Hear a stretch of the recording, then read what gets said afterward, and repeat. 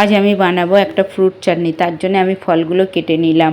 তারপরে আমি একটা পাত্রে আম সিদ্ধ করতে বসালাম এবং আমটা খানিকটা সিদ্ধ হয়ে গেলে আনারস দিয়ে দিলাম। আনারসটা সিদ্ধ হয়ে গেলে একটা পাত্রে ঢেলে নিয়ে তাতে গরম অবস্থাতেই চিনি আর লেবুর রস দিয়ে নাড়িয়ে নিলাম। তারপরে আবারও পাত্রের মধ্যে চিনি নিয়ে গরমে নাড়াতে নাড়াতে এটা যেন ক্যারামেল না হয় তার আগের অবস্থাতেই জল দিলাম এবং এটা একটা শিরা বানিয়ে নিয়ে তাতেই আবার সিদ্ধ করা আম আর আনারসটা ঢেলে দিলাম।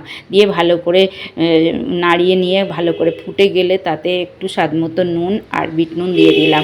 দেওয়ার পরে আবারও লেবুর রস দিয়ে ভালো করে নাড়িয়ে চাড়িয়ে নামিয়ে নিলেই হয়ে যাবে রেডি আনারসের ফ্রুট চাটনি। এবং তার মধ্যে একে একে ফলগুলো দিয়ে দিলাম, দিয়ে নাড়িয়ে চাড়িয়ে নিলেই তৈরি ফ্রুট চাটনি।